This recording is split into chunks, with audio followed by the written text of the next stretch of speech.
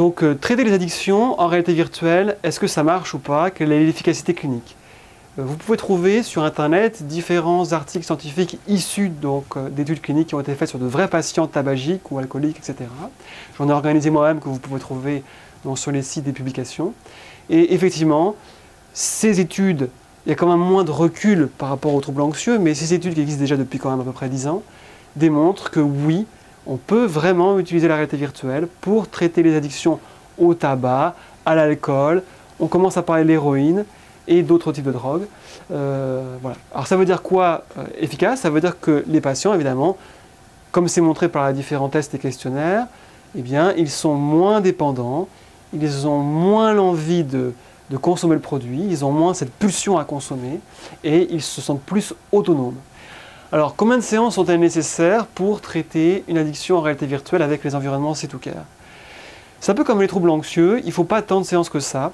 En général, on fait 10, 12, 14 séances maximum, avec toujours le même principe. On passe là cette fois-ci, c'est pas comme les troubles anxieux, pas 4 à 5, on passe 2 séances entières à apprendre aux patients les techniques pour gérer le craving, gérer leur envie de consommer le produit addictif, la cigarette, l'alcool, l'héroïne. Donc 2 séances entièrement dédiées à ça. Et après, on commence à faire un mix, un mélange, entre une phase d'apprentissage où on continuera à apprendre d'autres méthodes, affirmation de soi pour dire non, autre étape de la thérapie cognitive, imagerie mentale, que l'on mélange avec un peu de réalité virtuelle que l'on fait sur 15 minutes à la fin, et après, donc on va dire qu'il y a 2-3 séances de transition, et après on fait 5 à 6 séances en réalité virtuelle entièrement, où le patient est exposé au bar de plage avec les paquets de cigarettes, à l'attente à un arrêt de bus, à la conduite, etc. Tous les environnements de tentation. Donc en résumé, 2 séances à apprendre les méthodes entièrement, 2-3 séances en hybride où on apprend les méthodes et on immerge le patient en réalité virtuelle, 4 à 6 séances en réalité virtuelle pure. Est-ce que le traitement dans les addictions a-t-il été démontré scientifiquement?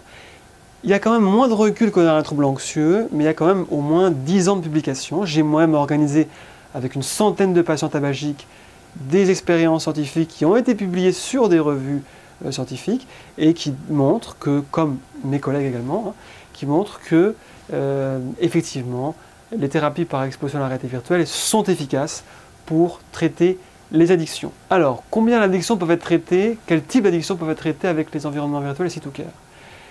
Les principales qui viennent à l'esprit sont les plus classiques, c'est le tabac, surtout qu'il y a beaucoup de publications là-dessus, donc au tabac. Ça peut être aussi la prévention de rechute tabagique, c'est-à-dire des patients si vos patients sont abstinents, eh bien, ils peuvent aussi apprendre des techniques pour ne pas rechuter, pour être bien sûr que cette abstinence puisse perdurer sur le long terme. Vous avez également les alcooliques, où il y a aussi des publications, et après vous avez les drogues plus dures, comme héroïne, cocaïne, où il y a quand même moins de publications, donc on peut le faire, mais c'est déjà un peu moins prouvé, pour l'instant, en 2020, donc pour ces drogues plus dures.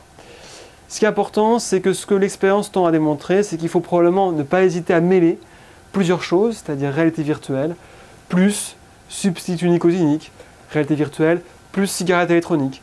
Les publications nous donneront plus, les études scientifiques nous donneront plus d'éclairage sur la capacité à mêler ces différentes techniques ensemble pour le bien-être du patient. Lorsqu'on expose un patient dépendant aux environnements virtuels C2Care, au départ, parfois, eh bien, il ne va pas y croire. Il va dire non mais jamais je vais ressentir de l'envie de fumer ou d'envie de boire, ça va être un jeu vidéo, etc. Mais c'est ça qui est intéressant, c'est qu'une fois qu'il l'utilise, eh bien ce n'est pas le cas. Une fois qu'il l'utilise, il ressent vraiment, face à un avatar qui fume, face à des paquets de cigarettes virtuelles, face à une bouteille de whisky posée donc sur une table, il ressent vraiment l'envie de consommer. Elle vient, ce qui est utile pour gérer justement cette émotion. Et puis même dans le pire des cas où il ne ressentirait rien, eh bien c'est comme dans un simulateur d'avion, ça permet au moins de les entraîner. L'utilisation des logiciels C2Care dans des environnements virtuels, pour traiter les patients pour l'addiction est très accessible car elle a été pensée, les logiciels ont été pensés pour pouvoir servir tous les professionnels, quel que soit leur rapport avec les ordinateurs. Ce qui veut dire qu'en quelques clics, seulement avec la souris, vous pouvez ouvrir le logiciel C2Care, déclencher les environnements en lien avec l'addiction, le bar, le bus, la plage, etc., pour pouvoir immerger vos patients de manière efficace en réalité virtuelle dans le but de les traiter. Alors, comment se former en réalité virtuelle par rapport aux addictions? Eh bien, vous pouvez vous servir des recommandations qui ont été fournies avec les logiciels C2Care. Vous pouvez aussi regarder les tutoriels internet qui sont disponibles. Et enfin, vous pouvez également assister à des formations sur une journée que j'organise avec C2Care.